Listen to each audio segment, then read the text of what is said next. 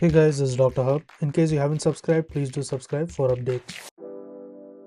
Classifications of the somatic symptom disorders as DSM-5 as well as comparing it to the ICD-10. So first, let's look at the DSM-5. So DSM-5, there is a somatic symptoms are related to the related disorders. So it includes the somatic symptom and also the related disorders. So this includes the somatic symptom disorder. So somatic symptom disorder. So next one, it includes the conversion disorder. So conversion disorder, it's a functional neurological symptom disorder. It is a functional neurological symptom disorder. Then comes the illness anxiety disorder. There is illness anxiety disorder. Then there is a factitious disorder. Then comes the somatiform disorder. So there is somatiform disorder.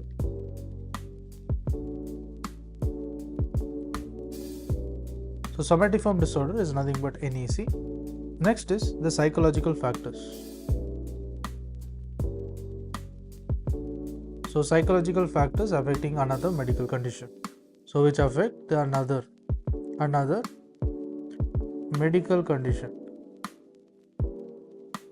Next what we have is ICD-10. Next what we look at is ICD-10. So ICD-10, it is nothing but a somatiform disorder. It is a somatiform disorder.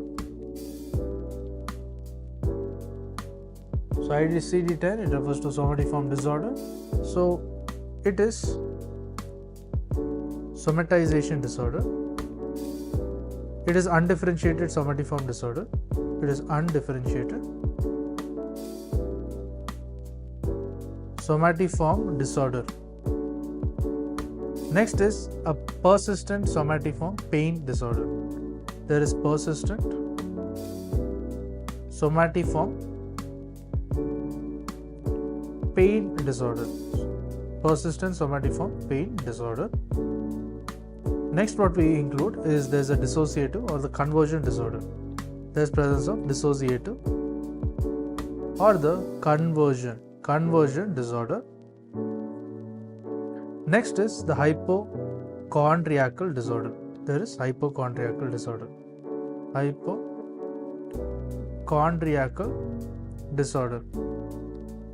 Then comes the somatiform autosomal dysfunction.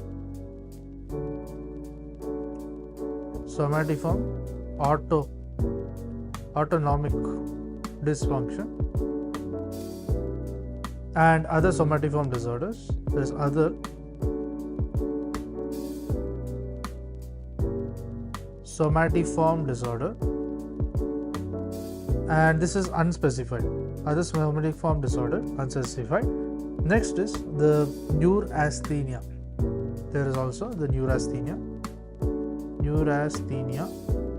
So that includes the neurotic disorder categories.